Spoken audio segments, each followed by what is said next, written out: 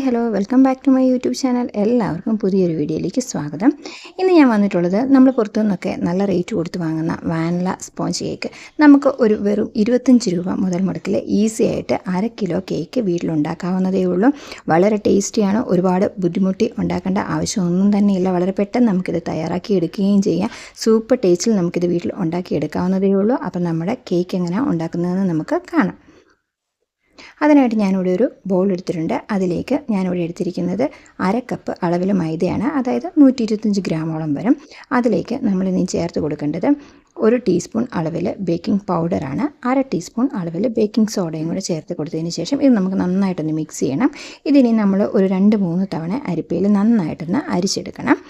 ഇനി നമുക്ക് മറ്റൊരു ബൗളിലേക്ക് ഞാൻ 2 കോഴിമുട്ടയാണ് ഇവിടെ എടുക്കുന്നത്. നമ്മൾ ഈ എടുക്കുന്ന കോഴിമുട്ടയൊക്കെ റൂം ടെമ്പറേച്ചറിൽ ഉള്ളതായിരിക്കണം. അതാണ് നമ്മളൊന്ന് പ്രത്യേകം ശ്രദ്ധിക്കേണ്ട കാര്യം. ഇല്ലെങ്കിൽ നമ്മുടെ കേക്ക് നന്നായിട്ട് പൊങ്ങി വരാനായിട്ട് പാടുവരും.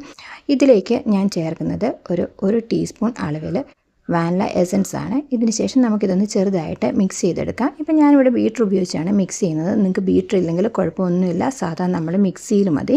ഇനി ഇതിലേക്ക് 1/2 കപ്പ് അളവിൽ പഞ്ചസാരയും കൂടെ ചേർത്ത് കൊടുക്കാം. ഇതിപ്പം ഒരു അത്യാവശ്യം നല്ല മധുരത്തിലാണ് ഈ പഞ്ചസാര ഉള്ളത്.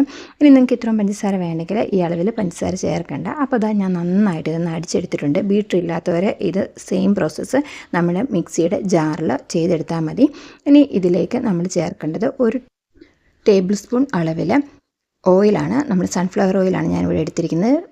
വെളിച്ചെണ്ണ അല്ലാത്ത ഏത് ഓയിൽ വേണമെങ്കിലും നമുക്ക് യൂസ് ചെയ്യാം. അതും കൂടെ ചേർത്തതിന് ശേഷം നമ്മൾ ഇതൊന്ന് നന്നായിട്ടൊന്ന് അടിച്ചെടുക്കാം. മിക്സിയിലാകുമ്പോൾ നമുക്കിത് ഇത്ര ഫ്ലഫി ആയിട്ട് കിട്ടില്ല. ഇതിപ്പോൾ ബീറ്റർ കൊണ്ട് അടിക്കുന്നതുകൊണ്ടാണ് ഇത്ര ഫ്ലഫി ആയിട്ട് കിട്ടുന്നത്. ഇനി മിക്സിയിൽ നിങ്ങൾക്ക് എത്രത്തോളം ഫ്ലഫി ആയിട്ട് കിട്ടുന്നോ അത്ര അളവിൽ നിങ്ങൾ അടിച്ചെടുത്താൽ മതി. ഇനി ഇതിലേക്ക് നമ്മൾ നേരത്തെ അരിച്ചെടുത്ത് വെച്ചിരിക്കുന്ന മൈദ ഒരു 3 തവണയായിട്ട് ചേർത്ത് നന്നായിട്ട് മിക്സ് ചെയ്തെടുക്കണം. നമ്മൾ മിക്സ് ചെയ്യുന്ന സമയത്ത് ഒരുപാട് അങ്ങ് സ്പീഡിൽ ഇട്ട് മിക്സ് ചെയ്യാതെ വളരെ സോഫ്റ്റായിട്ട് വേണം ഇത് മിക്സ് ചെയ്തെടുക്കാനായിട്ട്. ഓൾറെഡി നമ്മുടെ ഈ മുട്ടയുടെ മിക്സ് നമ്മൾ നന്നായിട്ട് ഇവിടെ അരിച്ചെടുത്ത് വെച്ചിരിക്കുന്നതാണല്ലോ. അപ്പോൾ നമ്മൾ ഭയങ്കരമായിട്ട് കുത്തി ഇളക്കിയാൽ നമ്മുടെ കേക്ക് അത്ര നന്നായിട്ട് പെർഫെക്റ്റായിട്ട് കിട്ടാൻ ചാൻസ് ഇല്ല. അതുകൊണ്ട് നമ്മൾ ഇതുപോലെ ഒരു ഫോർക്കാണെങ്കിലും മതി, ജസ്റ്റ് ഒരു ഫോർക്ക് ഉപയോഗിച്ചിട്ടാണെങ്കിലും മതി. നിങ്ങളിന്ന് ചെറുതായിട്ട് ഒരു ഡയറക്ഷനിൽ തന്നെ ഇതൊന്ന് മിക്സ് ചെയ്തെടുക്കുക. അപ്പോൾ ഞാനിവിടെ ഈ ഇരുന്ന നമ്മുടെ മാവ് മുഴുവനായിട്ട് ഇപ്പോൾ ഒഴിച്ചു കൊടുത്തിട്ടുണ്ട്. അപ്പം നമുക്ക് കിട്ടുന്ന ആ ബാറ്റർ ഒരു അല്പം തിക്കായിട്ടായിരിക്കും. അപ്പം അതിലേക്ക് ഞാൻ അല്പം പാലാണ് ഒഴിച്ചു കൊടുത്തിരിക്കുന്നത്.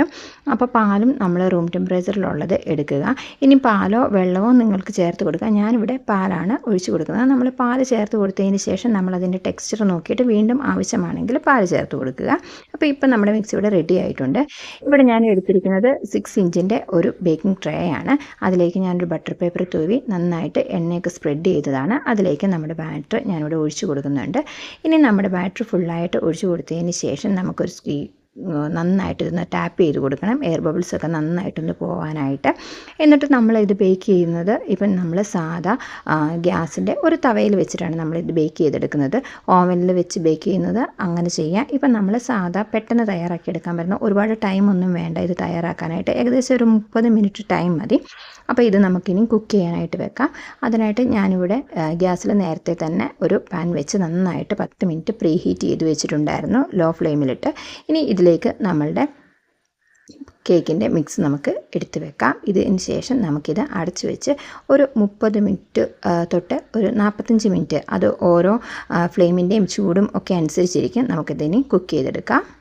ഇപ്പം ഞാനിത് കുക്ക് ചെയ്യാൻ വെച്ചിട്ട് ഒരു ഏകദേശം 35 മിനിറ്റോളം കഴിഞ്ഞിട്ടുണ്ട്. നമുക്ക് ഇത് നന്നായിട്ട് കാണുമ്പോൾ തന്നെ അറിയാം നമ്മുടെ കേക്ക് നന്നായിട്ട് ഇവിടെ പ്രിപ്പയർ ആയിട്ടുണ്ട്.